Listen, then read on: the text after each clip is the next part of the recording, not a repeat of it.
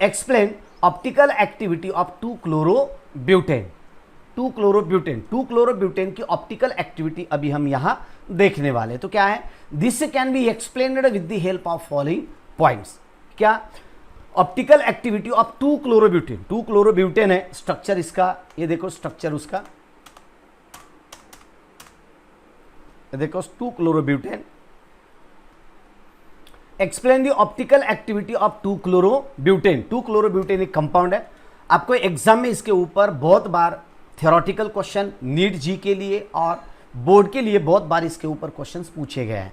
तो कैसा है देखो, explain the optical activity of two chlorobutane. This can be explain with the help of following points. जो कुछ भी कंडीशंस दिए गए उसके ऊपर, presence of asymmetric carbon atom, ये पहली कंडीशन है उसकी, presence of asymmetric carbon atom. यानी कि अगर कोई ऑप्टिकल एक्टिविटी आपको बतानी है तो उसके ऊपर presence of asymmetric carbon atom होना जरूरी है। तो देखो इस तरह से ये असिमेट्रिक कार्बन एटम है। कैसा, ये जो कार्बन है ये हाइड्रोजन के साथ है, क्लोरीन के साथ है, मेथिल ग्रुप के साथ है और दूसरा एथिल ग्रुप के साथ इसकी अटैचमेंट हुई है। तो इस कंपाउंड को हम कहते हैं 2-chloroब्यूटेन। ये कार्बन 1, 2, 3 है, ये क्लोरीन सेकेंड कार्बन के ऊपर इसकी अटैचमेंट है। तो name of this compound is the two chlorobutane. 2 और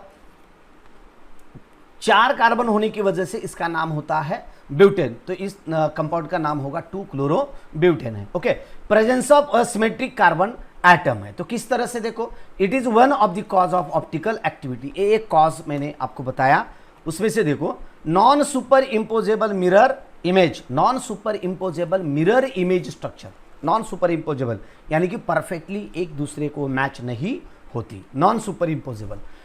और जो थर्ड कंडीशन है रेसिमिक मिक्सचर, ये 3 बेस के ऊपर, 3 पॉइंट से ऊपर हम यहां अभी हम देखते हैं कि एक्टिव ऑप्टिकल एक्टिविटी ऑफ 2-chloroब्यूटेन किस तरह से है। देखो, then the presence of asymmetric carbon atom, इसमें क्या है, एक असिमेट्रिक कार्बन एटम प्रेजेंस है।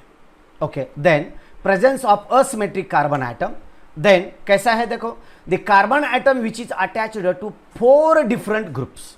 ये देखो ये 4 डिफरेंट ग्रुप्स है, इस तरह से ये 4 डिफरेंट ग्रुप्स है। ओके, ये 4 डिफरेंट ग्रुप्स और monovalent atom is known as asymmetric carbon atom. Monovalent बोले तो उसकी वैलेंसी सबकी एक होती है, इसकी एक, इसकी एक, इसकी एक, इसकी एक। सो इसे कहते हैं हम मोनोवैलेंट कहते हैं। मोनोवैलेंट बोले तो सबकी वैलेंसी कितनी कितनी है, एक एक होती है। लेकिन अगर आप इस कार्बन के बारे में देखते हैं तो कार्बन की वैलेंसी ज्यादा होती है। ओके, उसकी 4 होती है। ओके, तर पहा, the carbon atom which is attached to 4 different groups, 4 different group सोबत त्याची अटॅचमेंट असते अशा स्वरूपामध्ये। ओके, त्यानंतर monovalent atom is known as asymmetric carbon atom. Monovalent देखो, monovalent atom and is known as asymmetric carbon atom. आणि अशा carbon ॲटमला आपण असिमेट्रिक कार्बन ॲटम म्हणतो।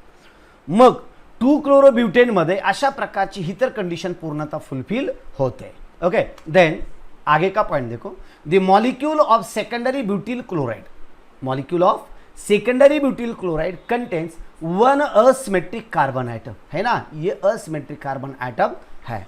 Okay, and then it is attached to 4 different groups, 4 different group सोबत त्याची attachment असते।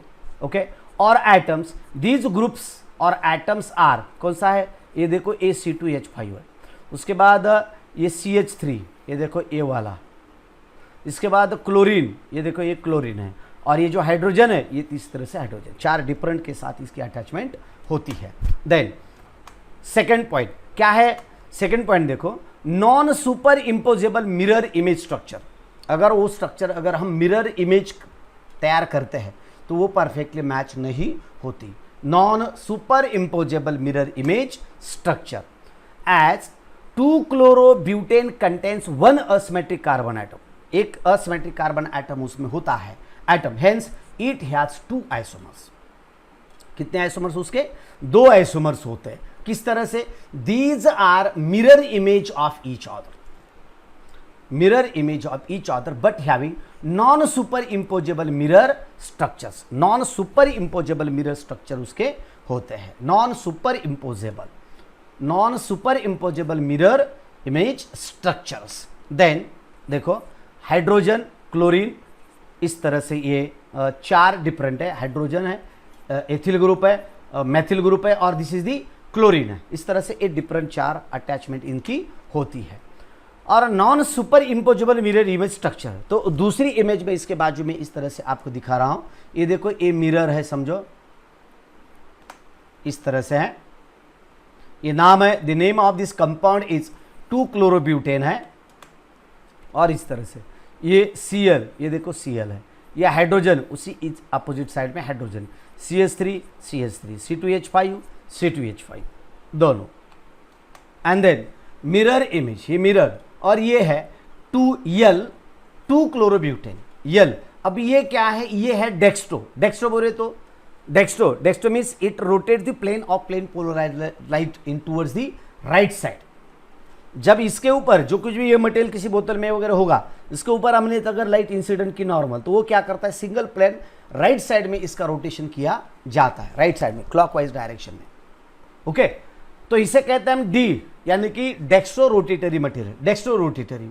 और ये है यल, यल बोलो तो it rotates the plane of plane polarised light towards the left side, left side में, इसलिए इसे कहते हैं लिवो rotatory substance, लिवो।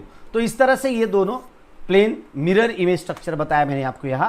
Then van't Hoff Le Bel structure, van't Hoff Le Bel structure ये इस तरह से है। तो देखो वांट ऑफ लिबेल स्ट्रक्चर, ये वांट ऑफ लिबेल स्ट्रक्चर, ये देखो इस तरह से, ये पहले यहां अटक के बैठा था ऊपर ही, तो इस तरह से।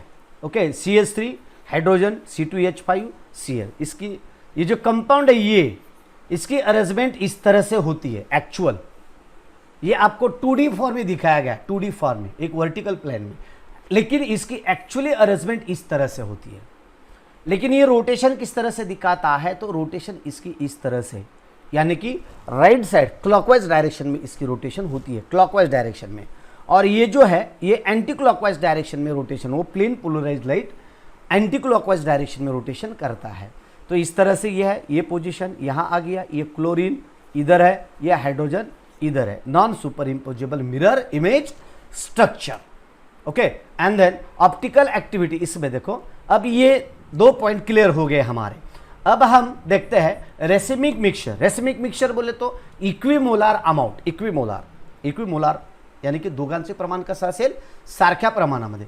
रेसिमिक मिक्सचर देखो, dextro two chlorobutane, it rotates plane of plane polarised light towards the right side, plane of plane polarised light. देखो डेक्स्ट्रो म्हणजे काय, it rotates plane of plane polarised light, जे प्लेन पोलराइज्ड लाइट असते तिचा जो plane असतो तो एका अँगलमध्ये तो रोटेट केला जातो। It rotates plane of plane polarised light towards right side, right side को उसको रोटेशन दिया जाता है, towards right side. Second laevo, that is the two chlorobutane, इसमें क्या है, it rotates plane of plane polarised light towards left side, एक right side को रोटेशन दे रहा है, तो लियो क्या करता है, लेफ्ट साइड को रोटेशन देता है, यानी कि anti clockwise direction light incident करने के बाद।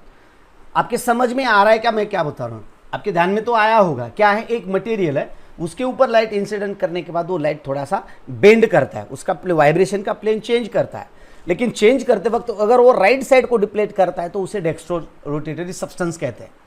अगर वो इस तरह से लेफ्ट साइड को रोटेट करता है तो उसे हम लिवो रोटेटरी कंपाउंड लिवो रोटेटरी कंपाउंड कहते हैं और मटेरियल कहते हैं।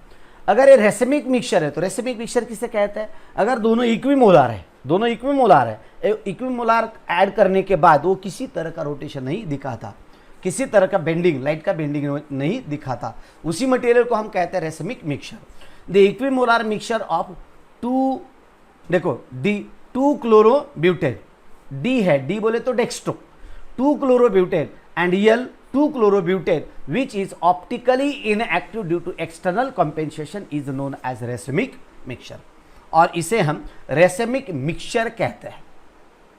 एक आपको स्पेशली लैक्टिक एसिड की पूछी जाती है एग्जाम में, ऑप्टिकल एक्टिविटी लैक्टिक एसिड की पूछी जाती है, 2-क्लोरोब्यूटेन की पूछी जाती है। तो इस तरह से एक डिफरेंट एग्जाम्पल्स के ऊपर, तौर के ऊपर ये ऑप्टिकल एक्टिविटी एक एग्जाम्पल देके आपको समझाना होता है, लिखना होता है इसका।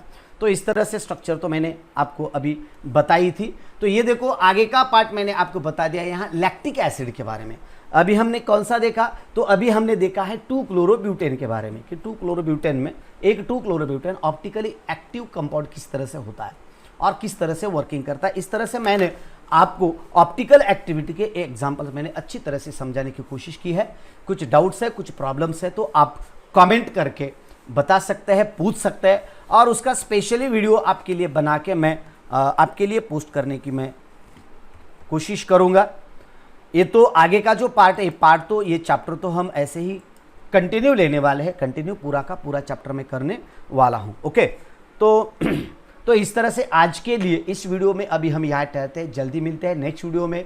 तब तक जय हिंद, जय भारत बच्चों, बाय बाय।